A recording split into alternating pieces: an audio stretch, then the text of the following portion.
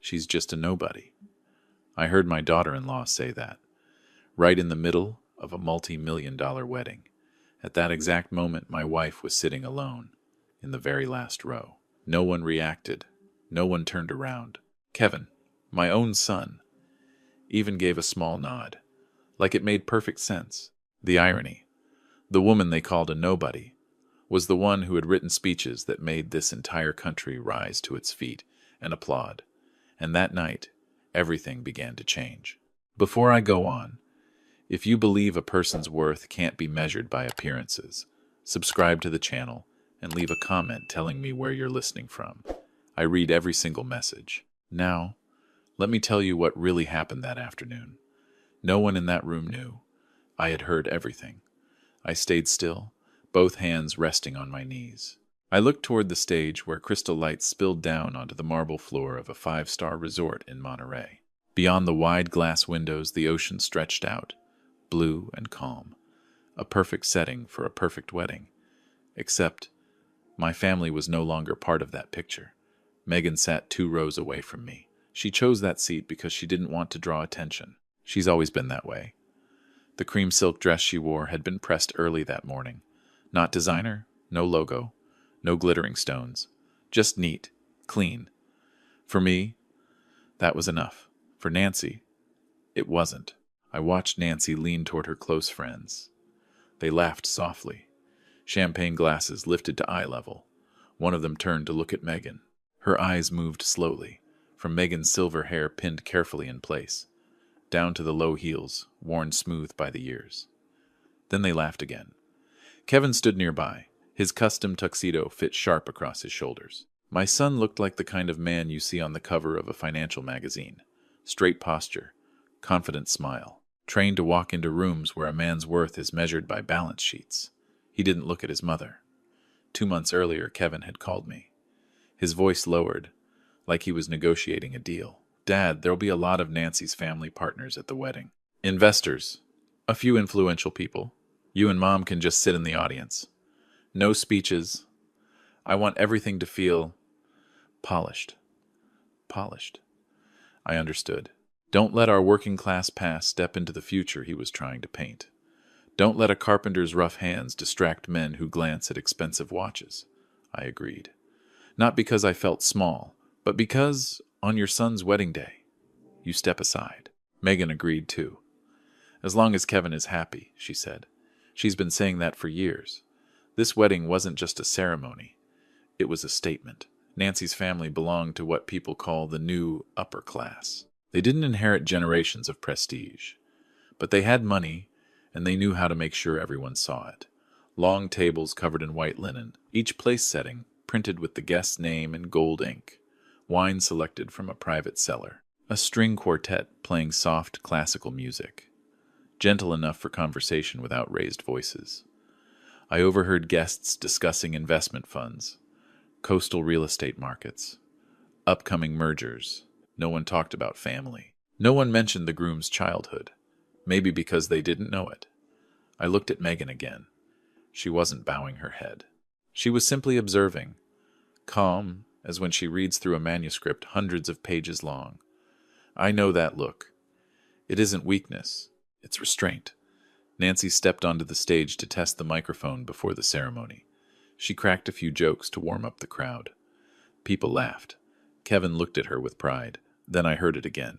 She's just a nobody. This time, not whispered, clearer. A few guests laughed along.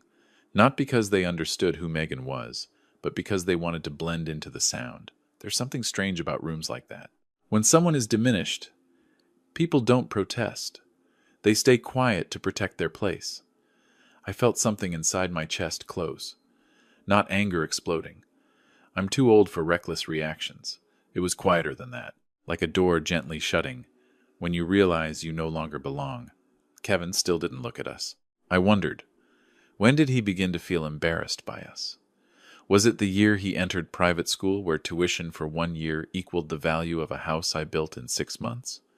Was it when he met Nancy, who spoke about class, as if it were something you could purchase? Or maybe it started earlier. Megan once told me children raised in different environments learn to redefine their origins. She said it without blame.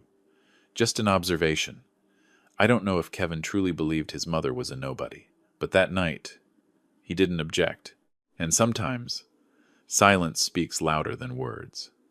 The ceremony was about to begin. Event staff signaled everyone to settle. The lights dimmed. The music shifted. Deeper now. Megan adjusted the fold of her dress, then gently placed her hand over mine as I sat beside her. Her hand was still warm. "Don't say anything," she whispered, "just for me. Today is Kevin's day." I nodded. But inside, a question began to form, slowly, clearly. If today was Kevin's day, then who were we in this story? Just shadows at the back of the hall?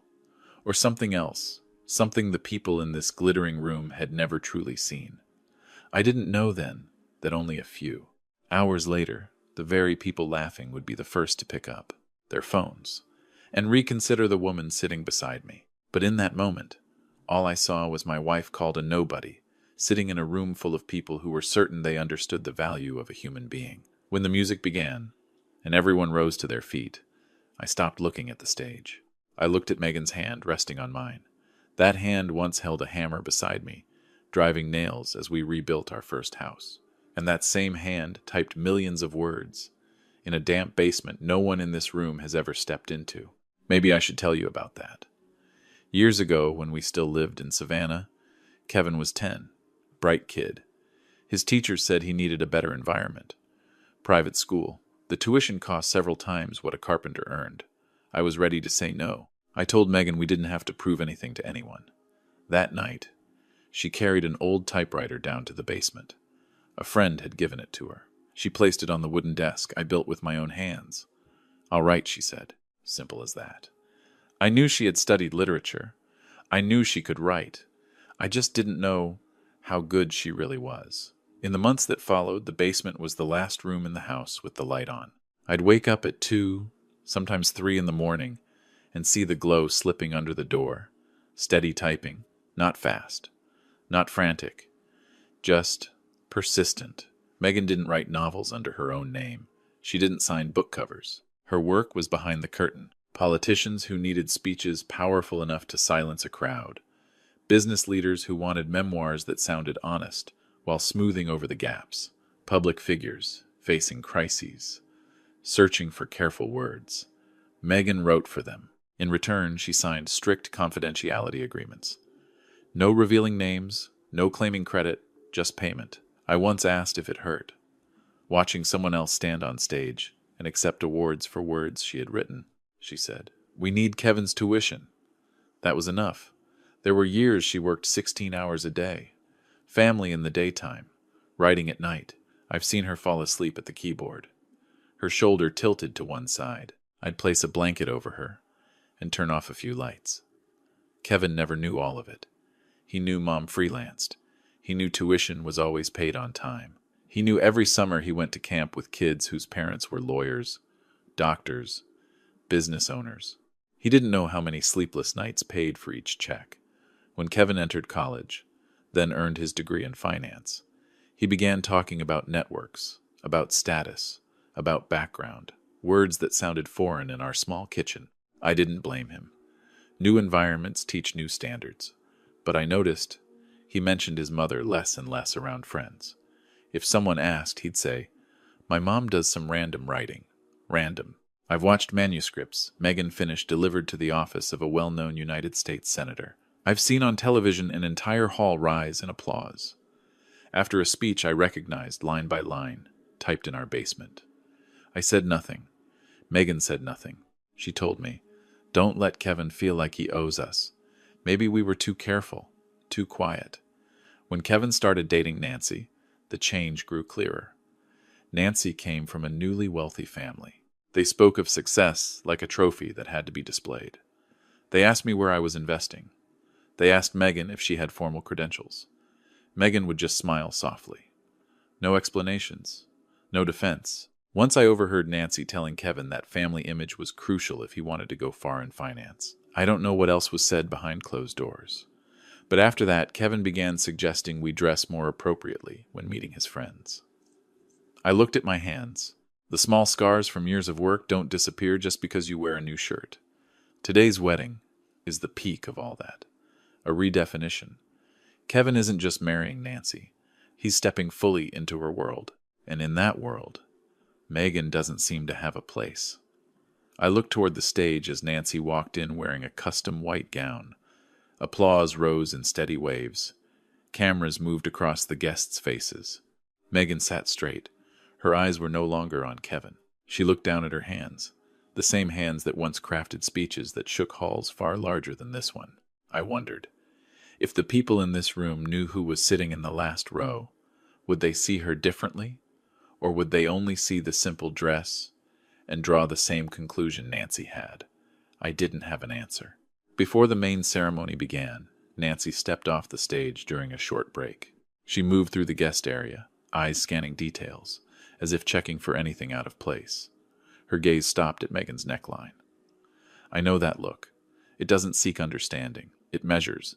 And I had a feeling what was about to happen wouldn't end with a quiet laugh. Nancy's eyes lingered at Megan's neck, longer than politeness allows. I followed her gaze. Megan was wearing a simple pearl necklace. The pearls weren't large. The shine was soft, nothing flashy. If you didn't look closely, you'd think it was just an old piece, kept out of habit more than value. But I knew exactly where it came from. Years ago, after a private engagement in Washington, a woman who once lived in the White House held Megan's hand and said, "You helped me find the right words when I had none left." A few weeks later, a small velvet box arrived at our home. No press, no announcement, just a quiet thank you from a former First Lady of the United States. Megan never showed it off. She wore it only on important family occasions. Today was one of them. Nancy approached. Her sharp perfume arrived a step before she did. She leaned down, studying the necklace, like she was inspecting something misplaced. "You're wearing that?" she asked. Not loud, but loud enough for her friends to hear. Megan smiled gently. "Yes, I've had it for a long time." Nancy let out a small laugh. "I just think everything here should be cohesive. This is a major event. If the press takes photos and sees something inappropriate, it wouldn't look good." A few nearby guests began paying attention. I saw Kevin standing not far away, speaking with a middle-aged man in an expensive suit. He glanced toward us, then looked away. Nancy didn't wait. She reached out and touched the pearls, like they were hers to manage. "It's probably best not to wear costume jewelry in a setting like this," she said, her tone still dressed as helpful. My body went rigid. Before I could move, Nancy unclasped the necklace from Megan's neck. "Quick!" "Certain." The pearls brushed against each other with a dry, brittle sound. Then right in front of us, she stepped aside, lifted the lid of a polished metal trash bin near the bar, and dropped the necklace inside. The sound when it hit the bottom wasn't loud, but to me, it echoed like a door slamming shut. No one shouted.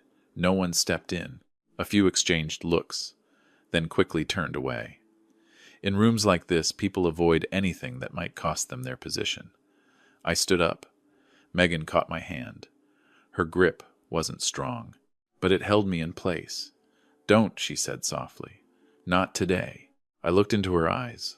No tears, just a deep quiet, like when she finishes reading a manuscript and decides no more edits are needed. Nancy turned back, adjusting her hair, as if she'd just fixed a minor detail in the event plan.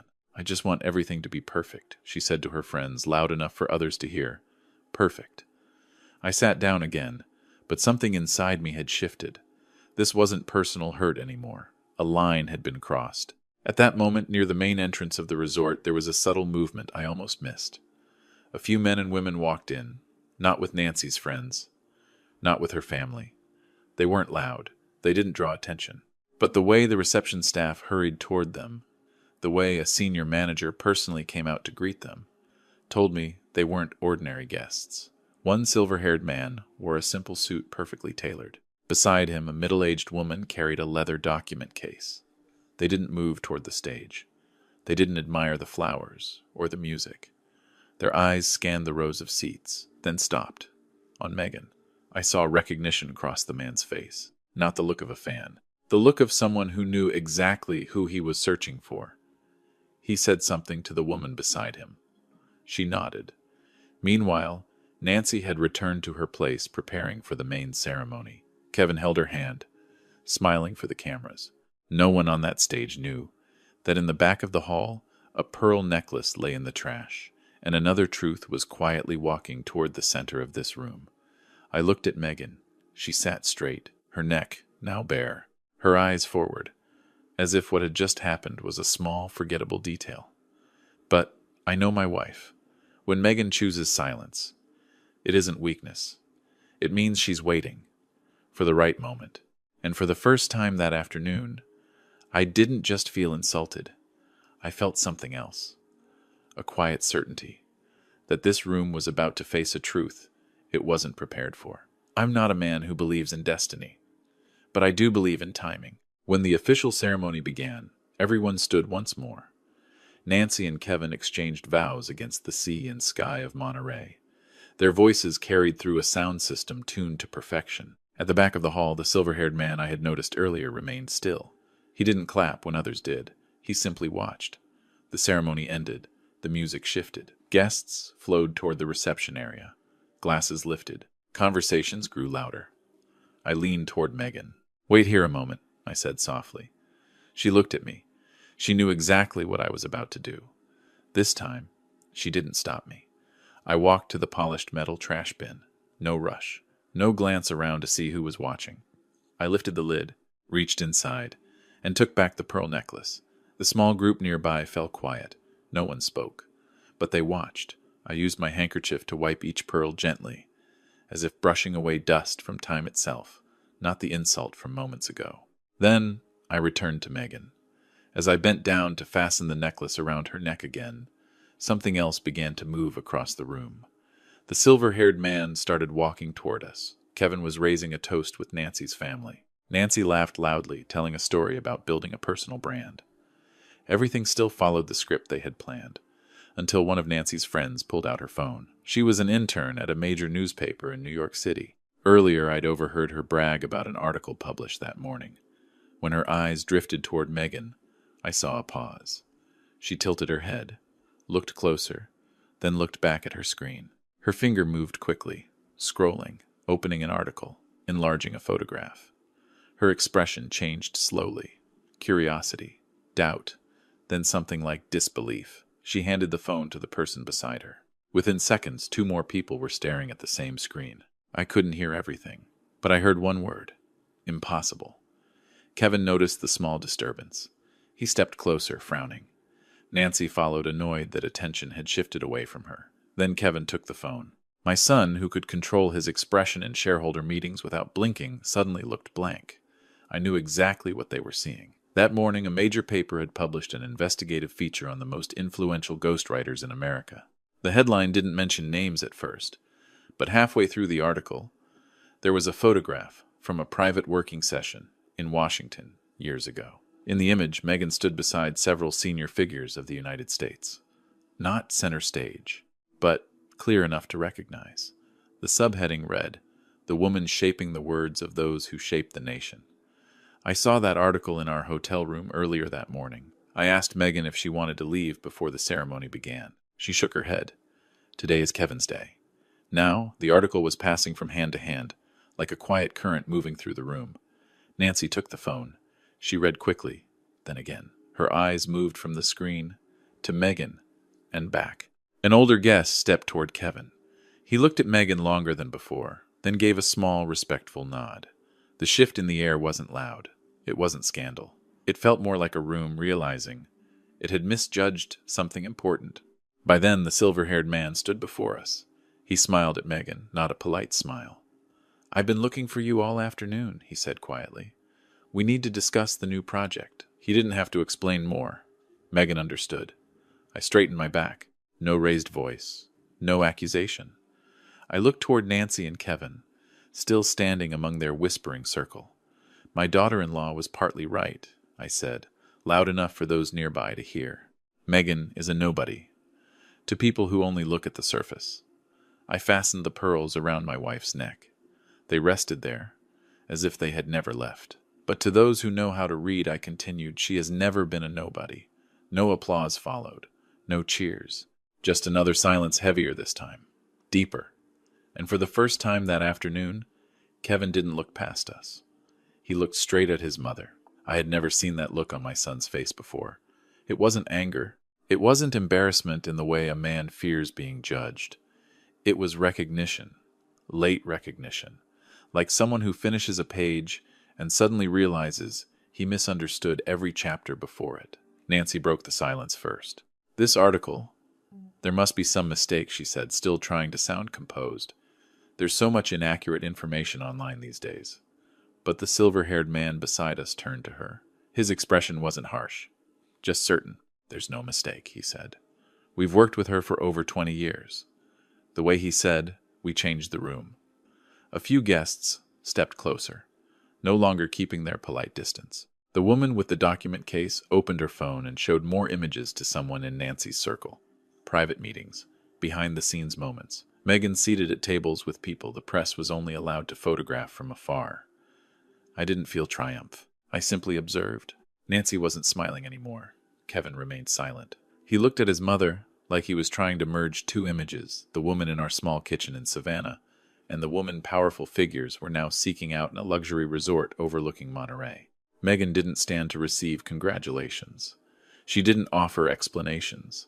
She simply nodded to the silver-haired man. Not today, she said softly. Today is my son's day. That nearly closed my throat. A few important guests left Nancy's family table and approached us. They shook Megan's hand. They called her by name. Not old woman, not the groom's mother.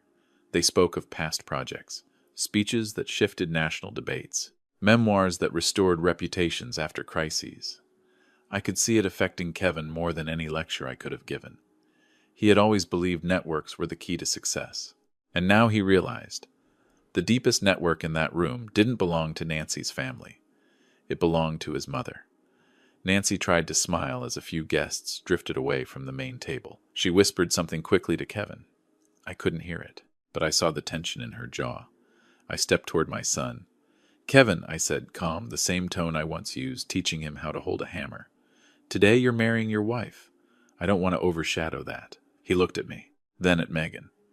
I didn't know, he said quietly. Of course you didn't, Megan replied, her voice still gentle. I never told you. There was no blame in it. Just truth laid on the table. Light, clear. Nancy finally approached us. She opened her mouth as if to apologize, then hesitated. Maybe for the first time in her life she understood that not all value comes with a visible label. Megan looked at her, not cold, not warm, just steady. You don't need to apologize, she said. Just remember, not everyone who is quiet has nothing to say. The tension softened. The quartet resumed playing. Servers carried out the main course, as if the schedule had never shifted. I looked at Megan. I knew she was tired. Let's go, I said. Kevin heard me. Stay a little longer, he said. I want to introduce Mom to a few people. Megan shook her head gently. You have your life, she said. Build it with your own ability. It wasn't refusal. It was responsibility handed back to him. We walked out as the sun lowered over the Pacific. No one stopped us. A few nodded respectfully. The silver-haired man said he would be in touch. Outside, the ocean breeze felt cooler than I expected. I took a long breath. You okay? I asked. Megan nodded. I never needed their recognition. That was true. But sometimes truth reveals itself not to prove something to strangers, but to remind your own family. A black car waited at the exit. Nothing flashy, just punctual. An old colleague of Megan's had arranged it after seeing the article that morning. We settled into the back seat. As the car pulled away, I looked back at the resort one last time. The wedding continued. Music played. Lights glowed. But I knew that inside Kevin's mind, something had shifted forever. I turned toward my wife. The pearls rested quietly at her neck, catching the last light of sunset. A parent's pride is always tied to a child's success. But if success makes them forget where they came from, life has a way of reminding them. A diamond can lie in mud. It can be misunderstood, undervalued, even thrown away. Its nature does not change. And that night I left my son's wedding, not with anger, but with a calm I hadn't felt in years. Calm because the truth had spoken for itself. without us ever raising our voices. Thank you for sitting with me and listening to this story. If it made you think or reminded you of someone in your own family, take a moment to like, subscribe, and share it with someone who might need to hear it. Sometimes a small story is enough to change how we see someone's true worth. Silence does not mean insignificance. Some people never step onto the stage, yet they are the ones who write the words for the entire hall. Before judging someone by appearance, maybe we should ask ourselves, have we truly understood their story? I'll see you in the next one.